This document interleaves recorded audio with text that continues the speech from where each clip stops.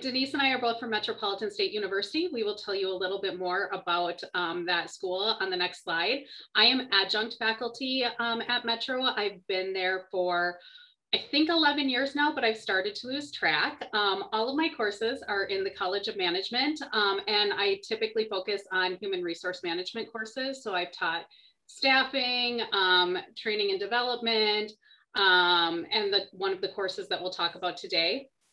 Aside from my teaching experience, I also have 22 years, because I am adjunct faculty. I have 22 years of corporate experience. So working in corporate America is my full-time gig. Teaching is what I do nights and weekends, just because I love it so darn much. So I've worked in management, HR, including staffing, human resources, business partner, and learning and development. I've done stints in data and analytics, and most recently, all of those backgrounds and passions have converged. So I'm currently in the D&I analytics space for a corporation that's headquartered in Minneapolis. With that, I'll throw it over to Denise to introduce herself. Very excited to be here with you. Denise Elizabeth Williams. My students call me Dr. Dew, D-E-W.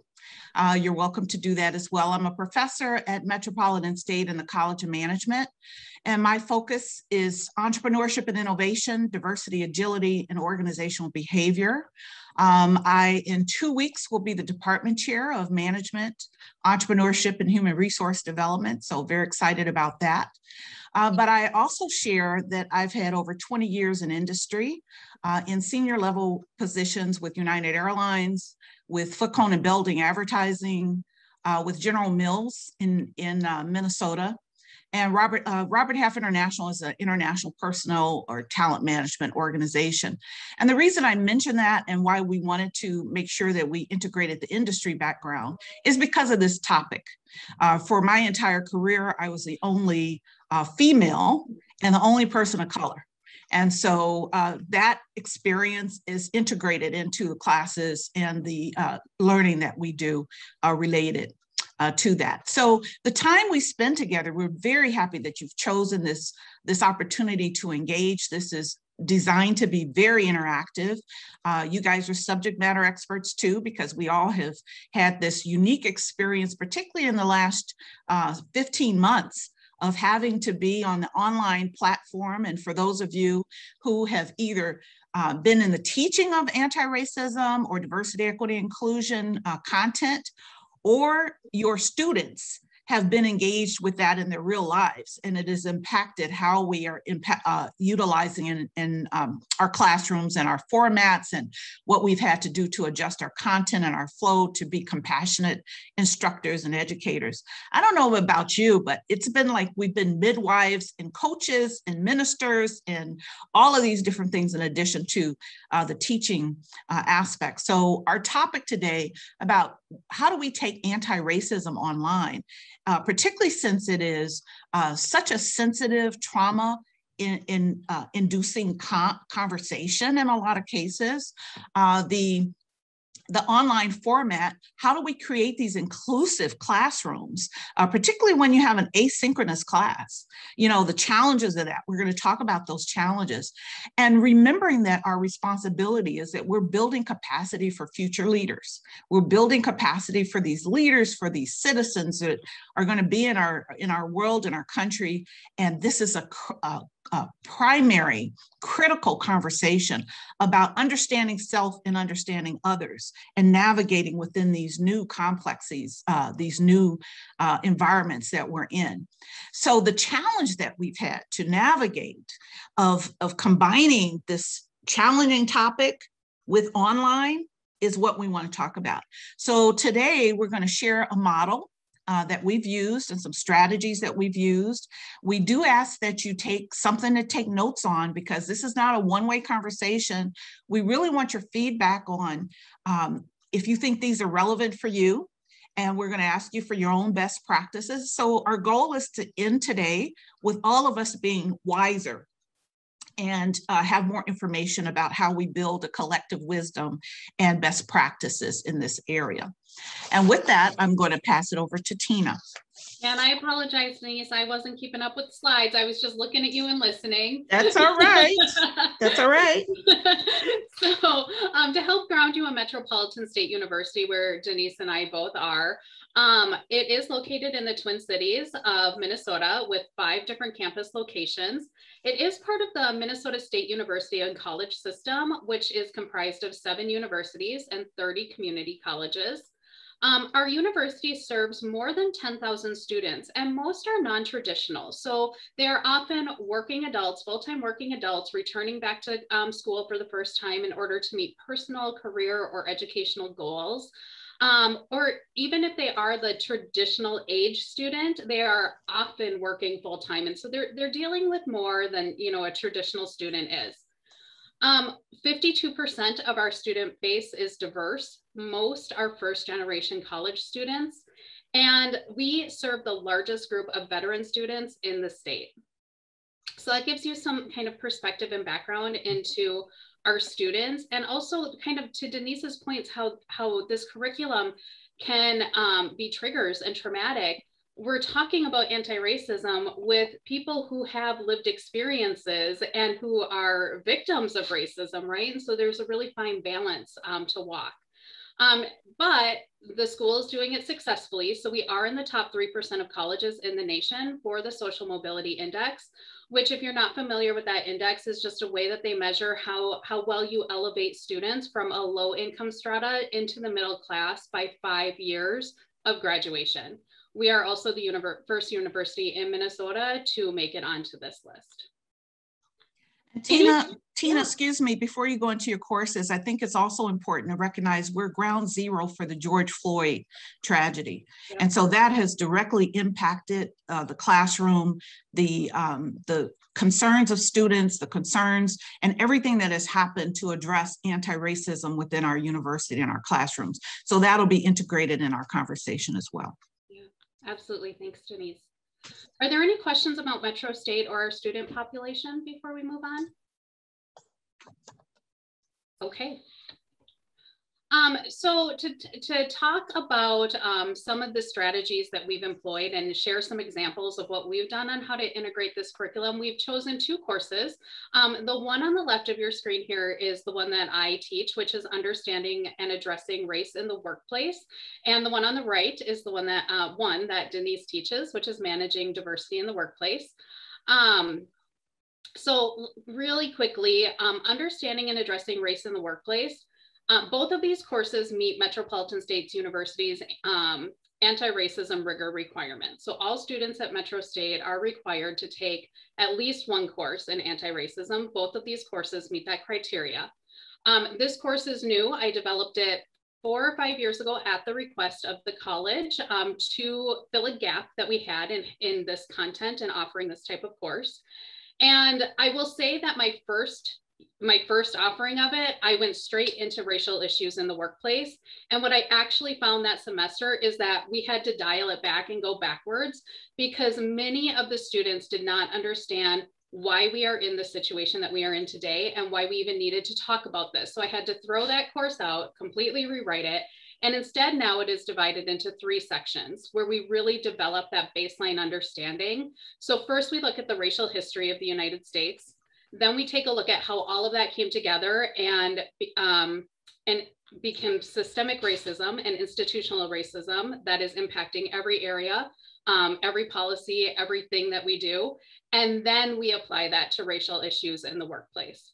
Prior to COVID-19, it was a hybrid course, which I thought was the perfect type of offering for this course because it allowed my students the time to have 1 week to really take in and process the information, work through any of their emotions or anything that they needed to work through, and then come to the classroom in a better space. And I also thought that the classroom gave us some advantages where we saw each other person to person, and we were able to develop relationships and build trust. And it's easier. It's not easy to create space in any situation, but it was easier to create that space, safe space. However, with COVID-19, like most other courses, right, it had to be taken fully online. So I was juggling all of those challenges. And then also that I heavily grade on critical reflection. When you're talking about these types of issues, there's not a whole lot that you can grade on, right? There aren't a lot of right and wrong answers. So it was all about demonstrating, did you understand the content and can you apply critical thinking to it? And how was I going to do that in an online environment? And so Denise, I'll let you explain managing diversity in the workplace. Sure. Very similar to what Tina shared. The key components are similar, but my approach is a little bit different. I believe that we need to understand who we are before we can start really taking on the lens of who someone else is and our context within our workplaces. So managing diversity is under College of Management, has up to 8 different sections any semester. It's a very rigorously registered course. And we also had been hybrid and now is all online. And interesting enough, it's been taught as the whole entire semester of 16 weeks, but I just completed a 7-week intensive of this work. So that was a really good pilot, and it's worked well with the strategies that we're going to share with you.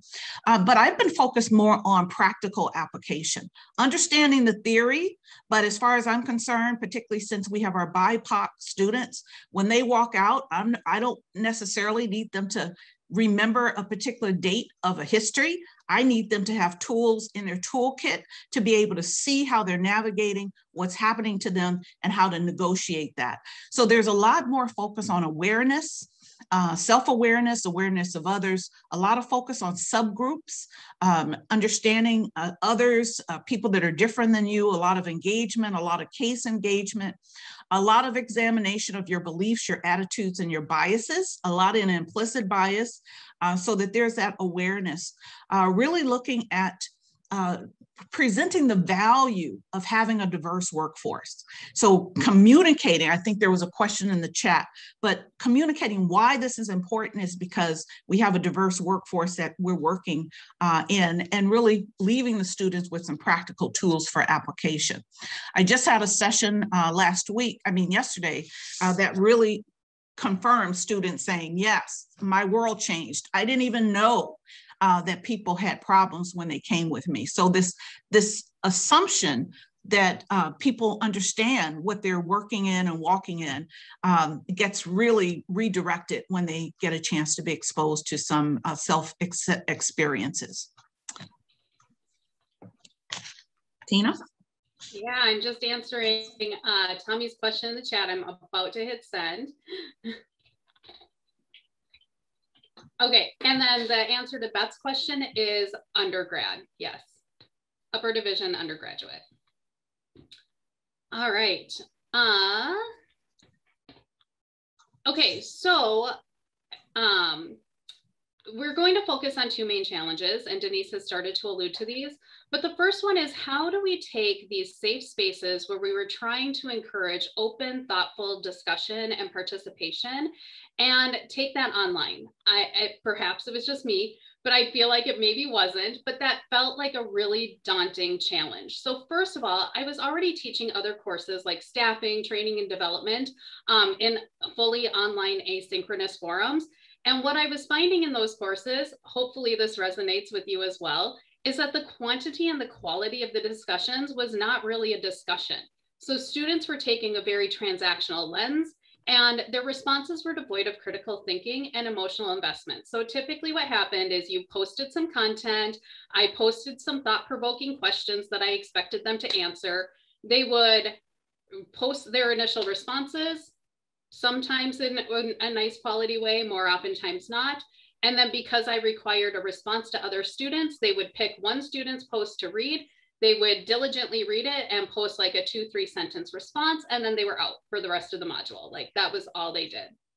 There are so many benefits to discussion in the classroom. I won't get into them because I think that you're sold on all of those already as well. But when you have this type of interaction that I just described, you're not getting any of the benefits of discussion. I felt like at that point, I may as well have just been assigning a series of essays for everyone to write, since I was the only one reading and engaging in them anyway. So just really grounding in Dialogue cannot be reduced to the act of one person's depositing ideas in another, nor can it become a simple exchange of ideas to be consumed. That's the behavior that we see though, and it minimizes the learning experience. So how was I going to do that better in all of my online courses, but especially in an anti-racism course where I needed students to really engage with each other and feel safe and be thoughtful? Denise, I will have you talk about the next challenge. Oh, sure. Well, you know, we entered into the online environment right after our spring break. So technically we were on spring break and we haven't been back since March of 2020, right? Fortunately, we have a very strong center of online learning that went into gear. We had a 10-day intensive conversion of online. Our university as a whole has embraced online, but not all faculty did. And there was some resistance to that. You may have had that experience in your areas. But I taught 2 classes, this one as well as entrepreneurship and innovation, that I just believed needed to have my one-on-one, needed to have the energy, needed to connect with the eyes and the face. So it really was a challenge, and particularly with this content of anti-racism, diversity and inclusion. This is one where you see them squirming in their seats anyway. So how do you create a container of safety, a container to motivate them, because it becomes self-directed learning in this online format, particularly in the asynchronous perspective. It requires their own personal drive and motivation. So I talk a lot about, in fact, in the beginning of my screen, my invitation to the class getting started, I have these pictures of saying, you're going to have some moments that we call bathtub, bubble bath moments. You know, you're going to have some ouchie moments, just kind of preparing them for the fact that this is going to be some tough work, but the benefits of being engaged. I think the concept, as Tina mentioned, of not resorting to just being reading only or a series of videos that they have to look at. That invitation is to be more innovative in the classroom, and that's what we're going to talk about. And the inability for faculty to really gauge where students are in this. What's happening in emotional labor? What's happening that students are being triggered? How do you create an environment that moves it beyond that transactional nature that she talked about? And this format of asynchronous online really misses those benefits of the reflective dialogue technique that had been so rigorous, where you listen to hear and you speak to be heard, really practicing. So we do invite you, as we move through this, if you note any other challenges that you have faced moving into asynchronous, please post it in chat. Just any other challenges that you have faced in teaching or being engaged with this content in the academic setting. Please go ahead and list that as Tina goes into the model that we have implemented. Yeah, so one of the ways or things that I found when I started digging in and thinking about how to, we should have known that the Pearson person would ask that question. Sorry. One of the frameworks that I found as I was digging into how to revamp my course and do better and really encourage this was the Universal Design for Learning Framework, or UDL. Can I get like head nods if we're familiar with this, or shakes if we are like not hearing? So we're pretty familiar with this. So then, as you know, it's a framework to improve and optimize teaching and learning for all. So what it says is that if we can reduce the physical, cognitive, intellectual, and organizational barriers to learning, then it will be a better learning experience for everyone. And there are 3 principles. Now, if you want a refresher on this, or if you are hearing it for the first time, here, bigger of what was on the screen, but what it is you see that they have these principles. And then all of these are goal areas and strategies. So if you recognize that an opportunity in your course is sustaining persistence, then here are some things that you can do to help your students sustain persistence. And what I can do is just drop this right in the chat for anybody who would be interested later. So I won't spend a lot of time on this model. We could have done a whole session on this framework, right? But just wanted you to know that this is what we grounded our strategies in. that we will share with you throughout. And we've tied it back to those strategies to help you see like how we've incorporated UDL. Any questions on UDL or comments on UDL before I move on? Okay, then we'll actually get into some of the strategies. So today we're going to talk to you about 4 strategies that we've employed in these 2 courses to try and overcome the challenges that we shared with you earlier. So the first one is really modeling the behavior and being the vulnerability and critical thinking that we want to see. So an example of this is, you know how almost all online courses start, and face-to-face courses start with an introduction, right? And in an online asynchronous class, what you ask your students to do is post a little bit about themselves. What's their preferred name? What's their major? What are their career goals? And tell us a little bit of something that you like to do in your personal life. To start out the course of understanding and addressing race in the workplace, I really wanted to do what I refer to as a real introduction. So a real introduction goes beyond that, and it talks about who you really are as a person, grounding in your dimensions of difference. So I want to know if you'll share, and I do say be a little bit uncomfortable, squirm in your seat just a little bit, but don't do anything that makes you feel unsafe. So if you're willing to share, I want to know your religion. I want to know how you identify in your gender and in your ethnicity and in your race and your socioeconomic status. And so I do like ask them to do a real introduction, and I model the vulnerability. This is the first time I do it, so day 1.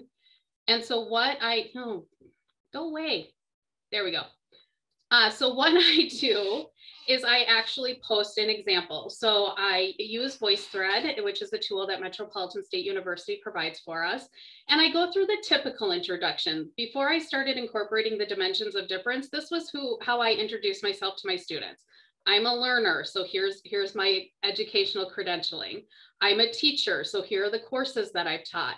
I am a corporate professional, so here are the fields that I've been in. And then I break in with the video and I say, okay, all of that's the typical stuff, but who am I really? And I've linked them already to a couple of different references on dimensions of differences. So I share my dimensions of difference, and I cut into a video at that point so they can see me, they can hear me. There are some points in that video when I'm talking about a few things where I'm almost in tears. I've had students respond to this video saying, you had me crying, like your story had me crying. So that is the first strategy that I've employed to try and really open those doors and get students to really be comfortable with being vulnerable and sharing more of themselves. And if we go back to this, the goals that I've employed are optimizing relevance, value, and authenticity, offering alternatives, so using different modalities, and then activating and supplying background knowledge. Any thoughts or reaction to this example?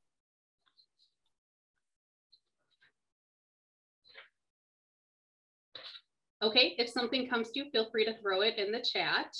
Thank you, Nancy.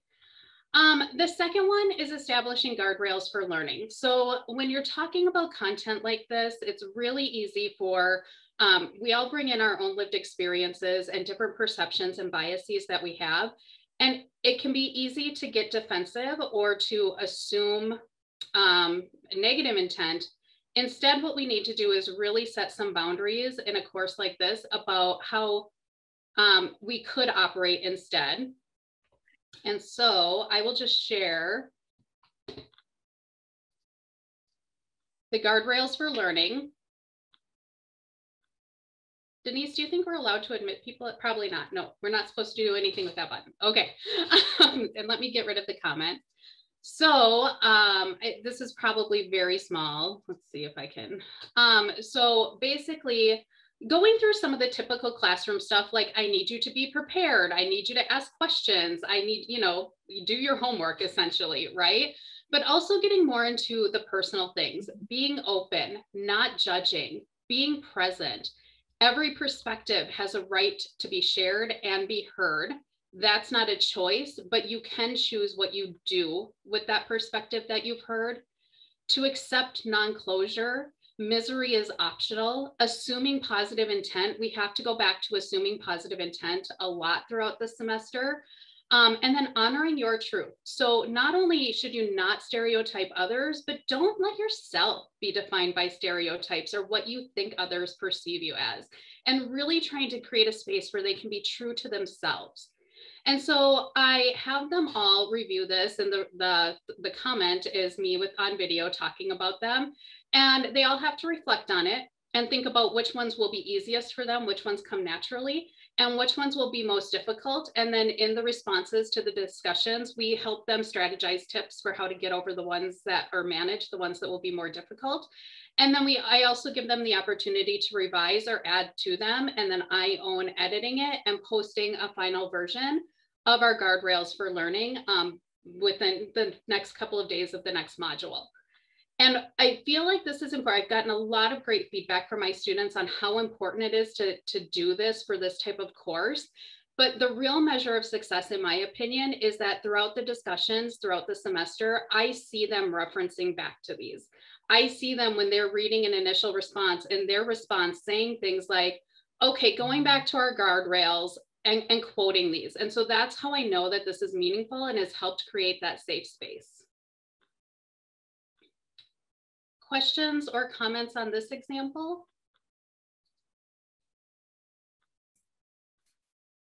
I just had a quick question. Are you guys going to share your slides after? Because I'm like furiously typing notes, and I'm like, I'm never going to keep up. We can, absolutely. Yeah, actually, if you could, maybe we will save the chat after this session. So if you could put your email into the chat, then we can email it out after the session. Will do. Yeah, okay. Sure. All right. The third strategy is really to encourage that active, thoughtful participation that we talked about as a challenge. And so there are a couple of different things that had to do, frankly, with course structure and how I designed my courses that I did to try and set expectations. I cannot talk today. I should just give up. Expectations and then reward them. So I've structured my course into 2-week modules. It's 7 2-week modules. In week 1, the expectation is that they will complete all of their learning activities and post all of their initial responses to the discussion board questions. The expectation is in week 2 is that they are responding to others' initial posts. And I have guidelines, and you get a different number of points for how many and how good the quality was. And I started enforcing an active engagement expectation, and that's what I call it. So if somebody responds to your initial response, I expect you to respond to them and keep the conversation going. Responses are graded on both quantity and quality. It has to be a substantial contribution. And so students are rewarded for responding and going back and forth and keeping the conversation going. And so I'm just going to flash a screen to share an example of this, but this is my spring semester discussion board list. It had 30 students. These numbers are crazy. 191 posts in one thread, so 33. 119 on this topic with 32 initial posts, 108. So the student, I found that once you had that expectation, the students really will rise to the challenge. And they will have really great engaging conversations.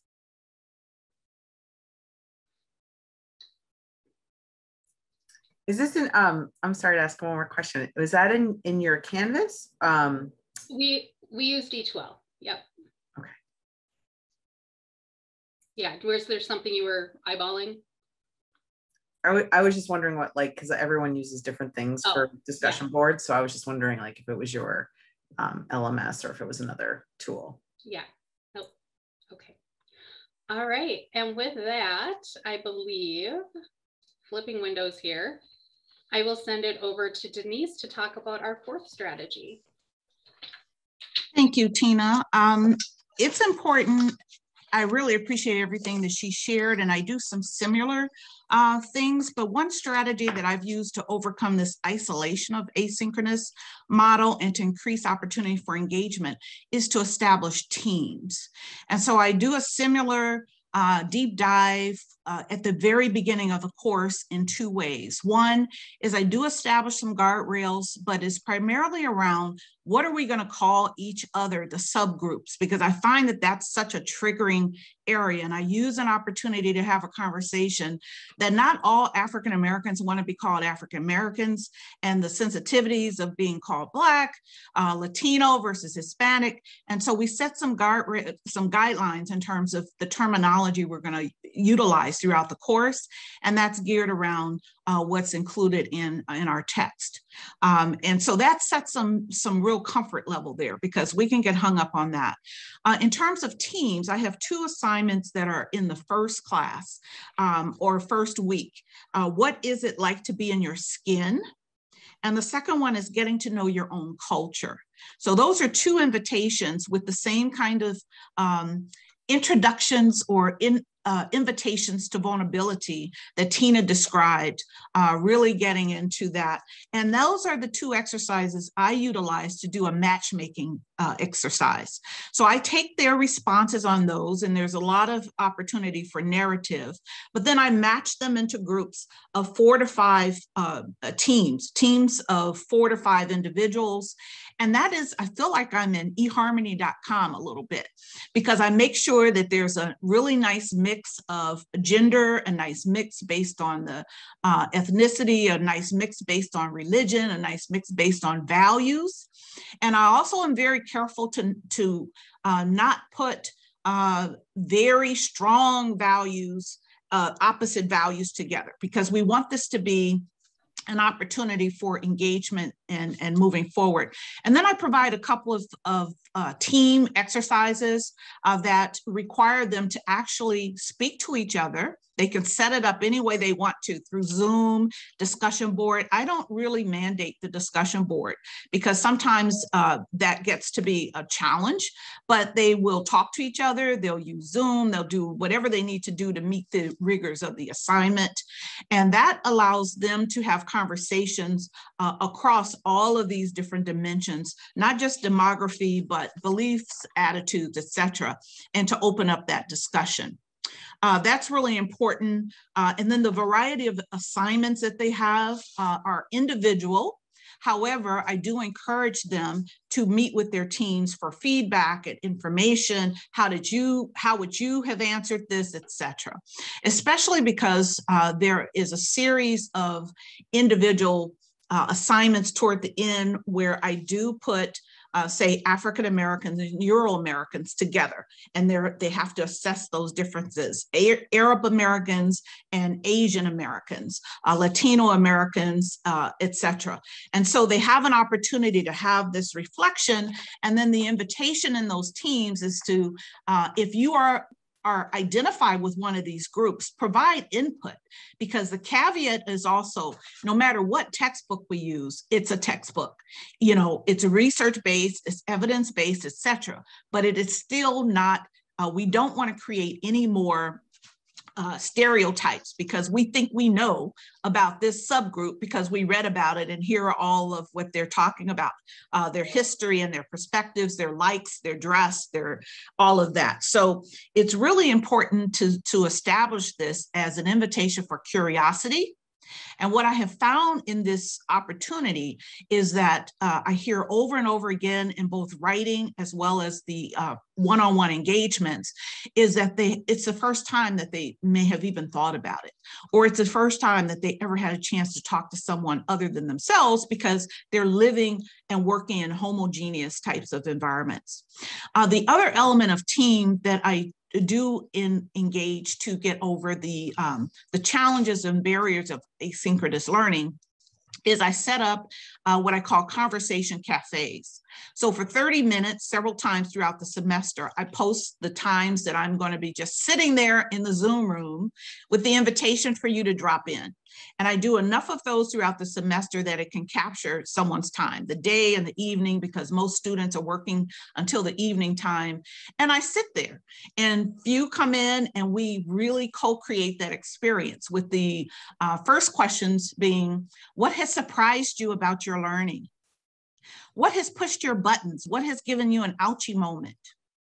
How have you integrated the materials that you've learned into your real life world and affairs? What experiences have you had that have made you uncomfortable?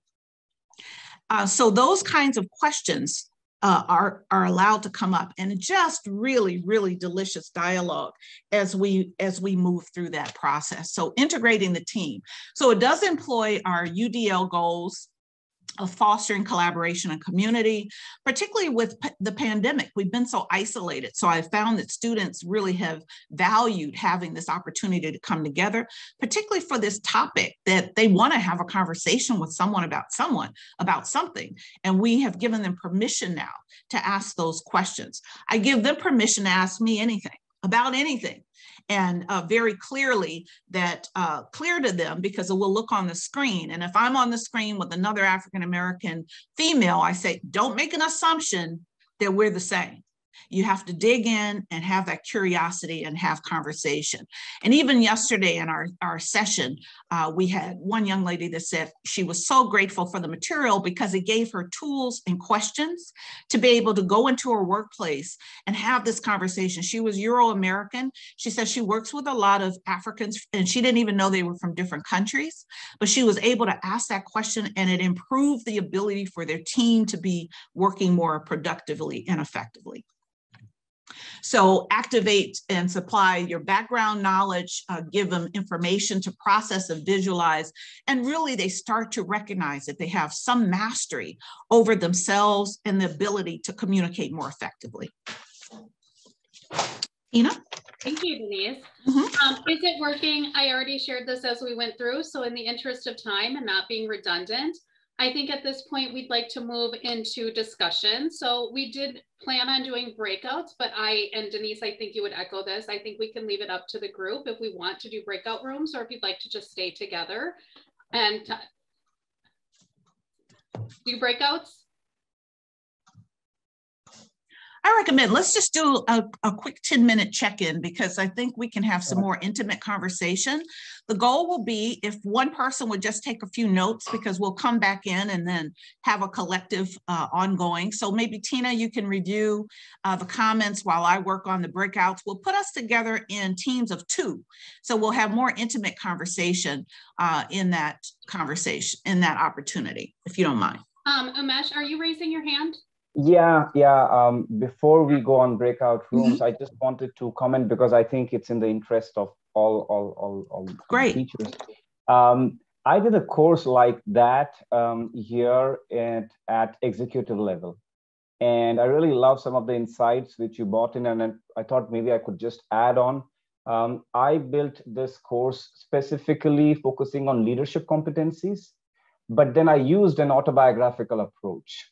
So what we did was, how do we build transformational leadership journey by reading biographies or autobiographies? Because this is where a tacit learning happens when you are deeply reflecting and learning from the journey of one individual. And we brought in the lives of President Lincoln and Nelson Mandela, and we gave them options.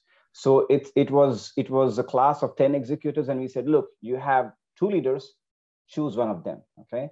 I'll briefly share, if you can allow me, a screen sharing just to show how we did it. It's not a presentation, it's just a table. I don't know if I can allow you. I sure can try. Security. Because Brandon had to give us the screen sharing option. That's why I don't know if I can. I can send my PDF file eventually. But what essentially we did was that they had to go through the whole biography of President Lincoln or autobiography in individually, while in every parallel course or class, we were developing competencies for these discussions.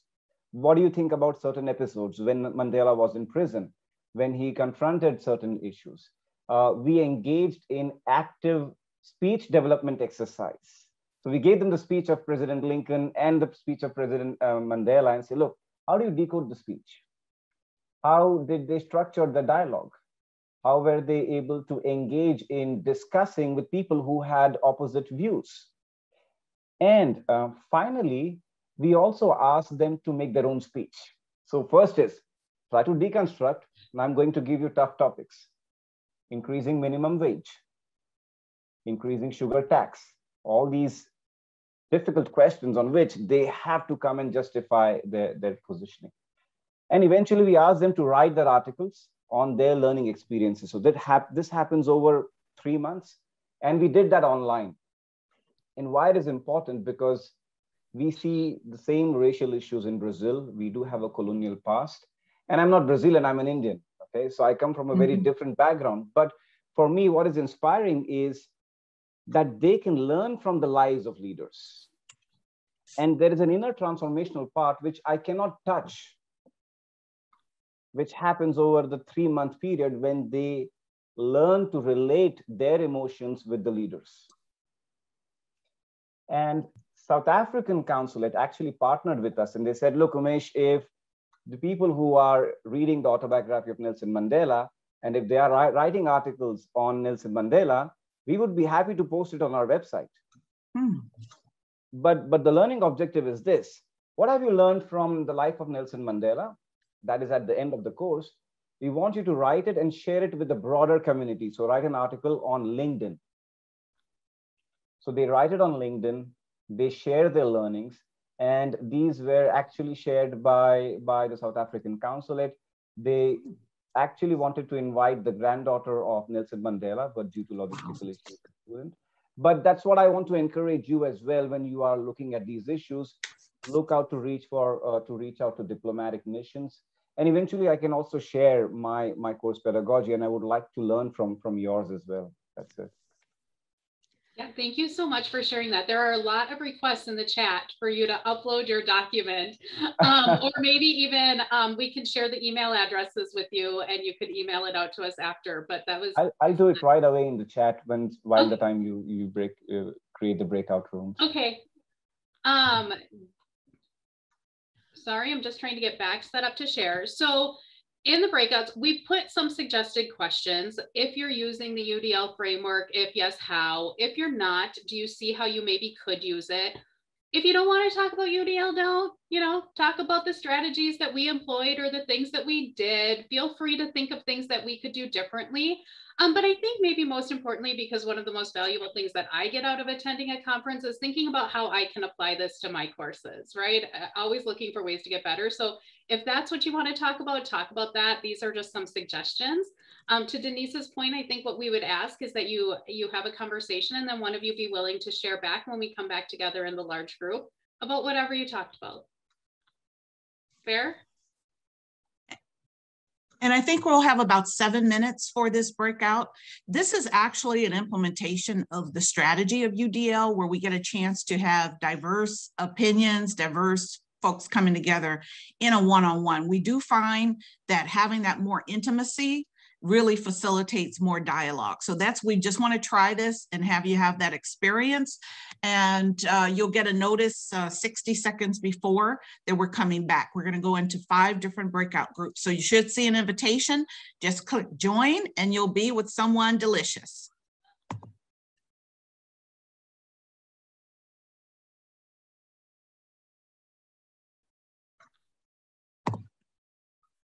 And they should be coming back in. There we are. Welcome. Yay. Welcome back. All right. Denise, does it look like we have everyone back? Yes. I want to know, did you have fun? That's what's important. You got a chance to spend time with one other person. So, all right, Tina, we're in our 5-minute wrap up. Yeah, 5-minute wrap up. So given those constraints, I would love to just power through. If one person from your breakout could give in 1 minute what you talked about, we would love to hear it. And while we are, sorry, and then while others are sharing out, again, just a reminder, if you want the presentation, if you want to continue the conversation, or Umesh, we're all begging for your content, please put your email in the chat so that we can, Sure. so that we can coordinate that. All right, okay, I'm going to call on people because we have 1 minute. Catherine, you are your group member. 1 minute Sure. summary. 1 minute summary. I was partnered with Beth, who is actually at Pearson. So we kind of went off script. And I talked a little bit about how I use UDL in my class, but then we talked more about like classes I teach and what I use in my classes and things like that. Since she doesn't have her own classes to talk about if she used UDL and things like that. So that's what we discussed. All right. One best practice that you use, Catherine. So I said I'd like use UDL Lite in most of my classes. And one thing I really try to do is when you present information, present it in multiple ways. And when you assess students, assess in multiple ways. So yeah. Thank you. All right, the next person on my screen is Umesh. So Umesh, you are your buddy. 1 minute summary. I happen to speak a lot, so I would ask her to speak because she was active listener. So I would hand over to Deborah.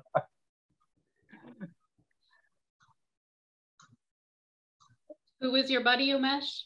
Deborah. Oh no, Umesh, no, you have to take it. Please do. No, he's right. I was a listener, and it was quite engaging. And Umesh, I am really going to hand it back to you. Okay. No, so one takeaway for me we did go off script a little bit too. I try to be more compassionate and empathetic to my students because I think that's what I've learned from them. The process of transformation takes time, and that starts from us, especially when we are talking about these issues. So that's my advice and takeaway. If I'm not able to internalize it from my heart, in my beliefs, then there's no point in teaching this course. Yeah, absolutely. And that should be reflected in the classroom as well. Absolutely, thank you. Tommy, sorry to pick on you. You're the next on my screen, so you are your buddy. Nancy, do you want to speak? Sure, I'll talk. So okay. I use UDL and transparent design in my classes, kind of like that was a project like a year ago, learning how to use that. Really keeps things structured, students appreciate it. But we also kind of left UDL there in our discussion. Tommy told me about a documentary called The 13th, about a loophole in the 13th Amendment. And we talked about an incident that I had in a class last semester where I didn't know that one of my students was unhappy with how we presented some of our inclusion material. And Tommy gave me some suggestions. I asked for some suggestions on that. So that was great. Awesome, thank you. And I don't know, Netflix was offering 13th for free. I don't know if they still are, but if you have Netflix, you might be able to catch it for free. Okay. Antoinette, you're next on my screen, and you and Maria are the last ones. Maria, if you want to go ahead, I want to know about that, what Christina said about the 13. I came in late, so I didn't get that. So if you put it in the chat, I just don't want to miss that before you leave. We had a personal conversation about how do we approach diversity and inclusion in our classes, and do we have a system-wide course for everyone? And so it was really a personal conversation about, you know, what do we do and how do we approach it? And I talked about the courage to go forward and do it and bring it into the class, even though I might mess it up. And hopefully not in a terrible way, but you know, just to bring the conversation. Maria, you go ahead. Yeah, she summed it up pretty well. Just looking and kind of sharing some of our challenges and what we've experienced, and just I'm impressed by what she's doing and inspired to continue bringing that further. And what you've shared today is just excellent, and gives us more suggestions and ideas and kind of tools to what we can do. And we know this work needs to continue. Great. Thank you all for your participation and for sharing. Again, if you've put your email, Mesh could put a document out there. Denise and I, again, we will save the chat. We will email anybody who put their email in with a copy of the presentation, any other resources that might have been requested, and just an open invitation to keep the conversation going. Through that email, you will get clearly both of our email addresses. So would love to continue the conversation. Denise, anything else you'd like to say before we close? No, just so excited that you've chosen to be with us today. It's really, really important. And I think they're, you know, just like in any research paper, it's like, what's the future discussion? I think the future discussion is how is teaching online different for BIPOC or faculty of color in the classroom? And that's a whole nother conversation. So we hope to see you another time for that one. Thank you so much. We will definitely send out information for you related to this, the slides, etc., and address any questions that are in the chat that haven't been addressed. So have a wonderful rest of your time here at the conference. It looks like a lot of really interesting topics, and have a phenomenal, safe, and inspired day. Thank you so much. This was awesome. Thank you. This was Thank great. you. Okay. I know you guys have to go, but I do have. Oh, we're here. We're going to stay. Christina, could you save the chat? chat? I add a comment, Denise? Yes. Yeah. I actually had a very interesting experience recently, and I think that just reinforces my belief to go further down the line on developing this curriculum. After reading an interesting book about the region where I come from, it's actually now in Pakistan. It's got divided, India and Pakistan. So it's a region of Sindh, which has gone through a lot of different waves of immigration. I thought it would be interesting to know about my ancestors, so why not take an ancestry DNA test? Okay, and I did that, and I found that, you know, when they send you the results, they actually give you the map of human migration. Right. So it shows that, you know, my great ancestors came from Africa, then they went through Middle East and they came to India. Some of them went to Europe and came back.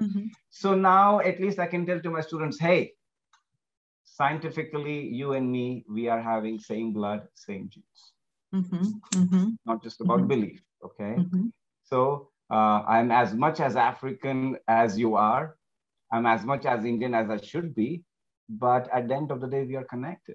Yes. That's a powerful message for me, which I take in more than belief. But now being much more confident from where we come from when we look at human migration history. Yes. That's very powerful. One of the things that I do in the when we're in face-to-face, you know, I start out by saying, okay, everybody take a deep breath and exhale. So do you think that that breath stopped at the end of our classroom? Do you think it stopped at the end of the border of Minnesota? Do you think it stopped at the border of the United States? No, we are all breathing in and out, connected to each other. And that just really starts to set this wonder of, oh, okay, we are connected in some kind of way, you know, or either start saying, okay, where did your clothes come from? What did you eat today? Where did that come from? Just anything that we can do to widen the perspective that we're all connected in different ways. So thank you for that. Really, really appreciate that. Tommy, you wanted to add something else? Well, I wanted to go back to my original question. Yes, actually. okay. Oh, good. Thank you guys for the presentation. It actually is amazing, and I think much needed conversation. And I really like the way you are presenting it. But what I was really concerned with when I asked the question, and I appreciate Tina's response and how the students respond to it, but the resistance, potential resistance of developing a course like this, particularly when you're talking about systemic racism, or as some individuals call it, the critical race theory, which basically is all about systemic racism. There have been a lot of people very, very, very resistant to it. They take it and actually describe it in ways that it is not intended to, to portray. Right. And argue that we are now teaching students to hate this country. That and basically that was kind of where I was going with that Yeah. question. I may not have been as clear. So I was just very curious how receptive other professors, the school in general was to you wanting to redo that course and incorporate that perspective into the course. Now, considering where you are and some of the events that had happened, people may have been much more receptive there. Yeah. But in other parts of the country where it has not hit home, there's still a lot of resistance to that. And so if one wanted to say, so I'm not teaching now, I'm finishing my doctoral degree. Yeah. And I'm hoping to get into academia after that. But, you know, I have a lot of experience. I'm retired military. I did 35 years in the Navy. So I have a lot of work experience. I have a lot of training experience, a lot of mentoring experience. But if someone wanted to, say, get into an educational system where they wanted to develop a program similar to what you have, how, if you had that resistance, how did you go about overcoming that? And again, in your situation, it could be completely different considering where you are. Yeah, so Tommy, I apologize for misunderstanding the question.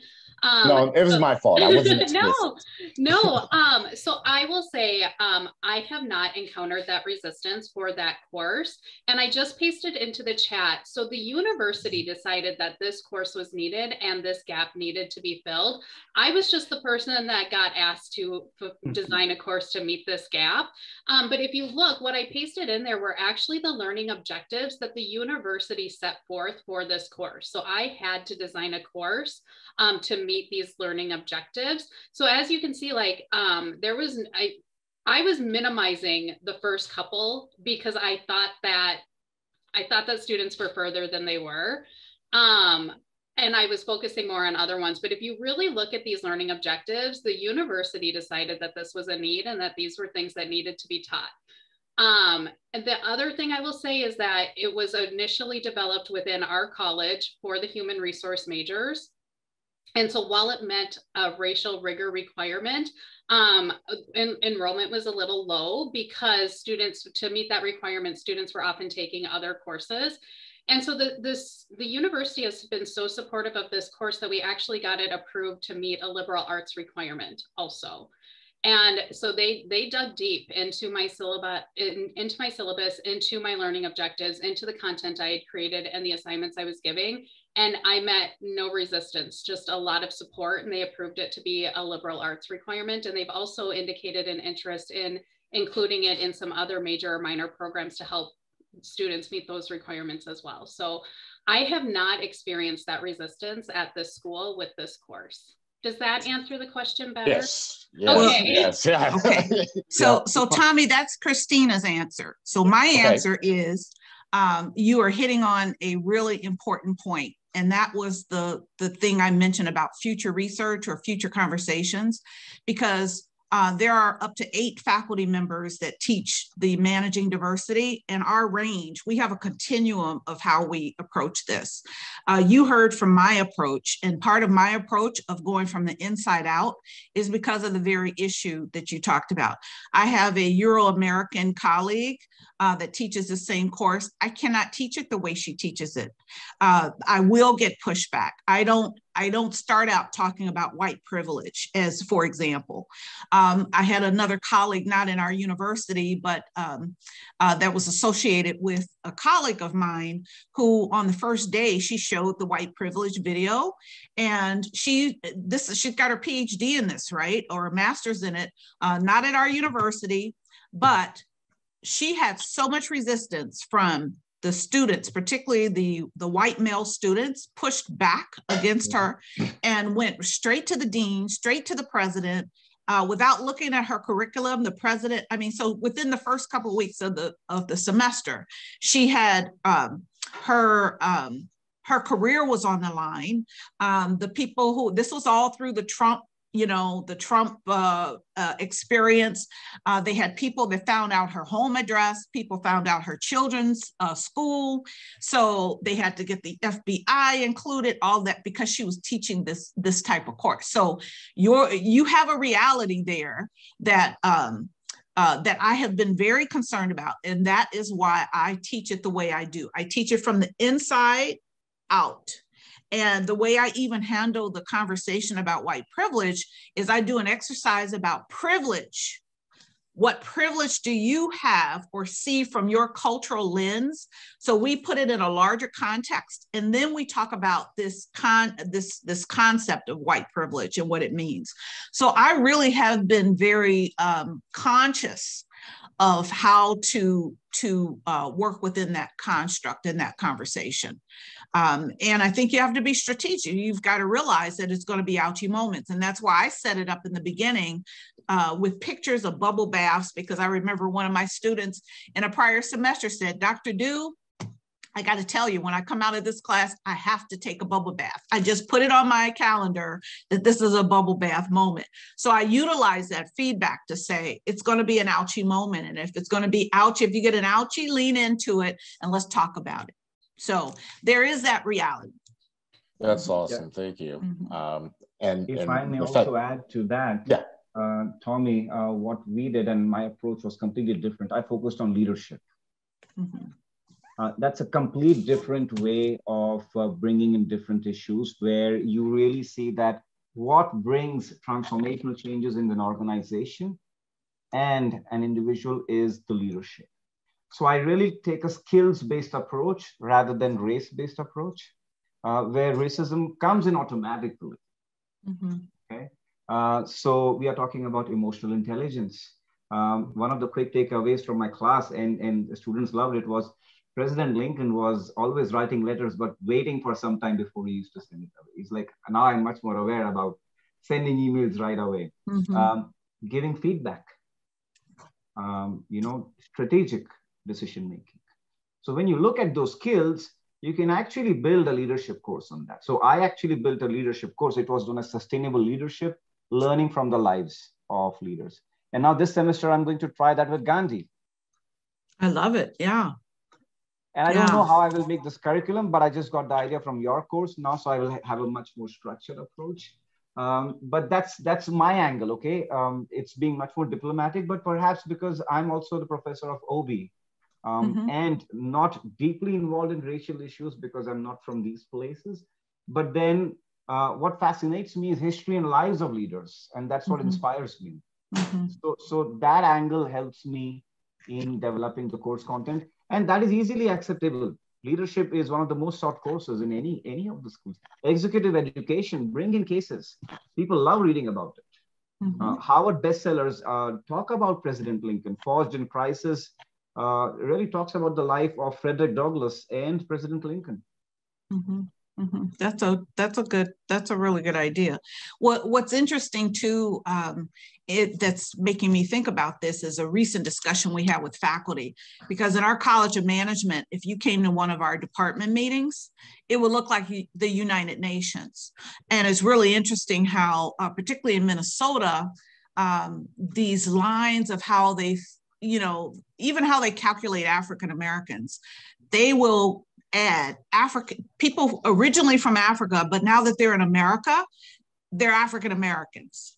And so, you have to really question the statistics and how they are moving forward.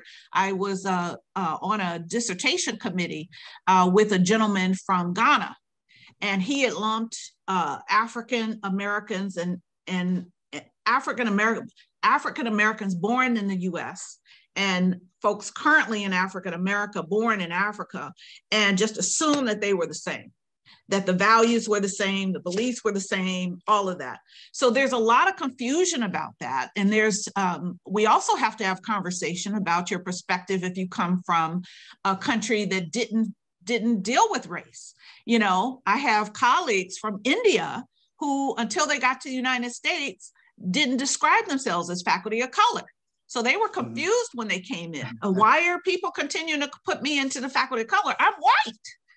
And so, even within the faculty lens, we have to do the education process, because when we're looking at hiring, and I've been on many of those committees, hiring somebody to teach diversity, they've got to understand what diversity and the challenges are here in the United States, because it's different around the world in a lot of different ways. So it is a complex issue, and being able to set those boundaries or those guardrails that Christina talked about, I think is really important, so that everyone is at least on the same table, and then recognizing the compassion that we're having. One of the challenges as an African-American professor, if I'm teaching this, I have to be clear as possible that I'm not coming from a lens of trying to indoctrinate you in any perspective, any kind of way.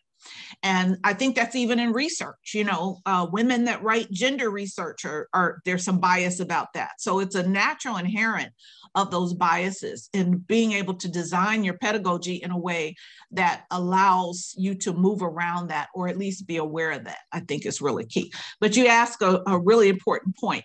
It's really important to be in this work.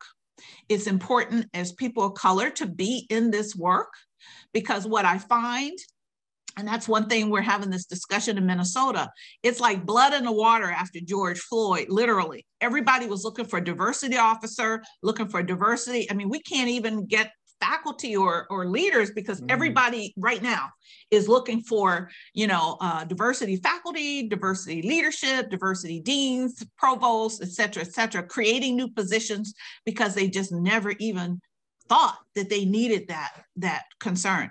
And so anyone, and that's the danger. People are spinning it out. Oh, I'm a diversity expert. I'm an equity expert, just by using the concepts.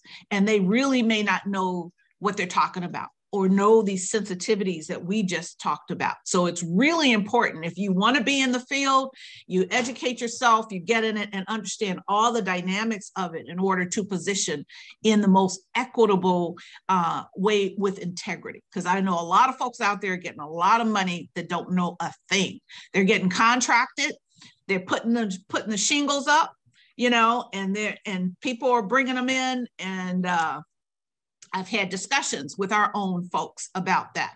In fact, I just went to a diversity training, and the person that was doing the training was someone other than a diverse individual.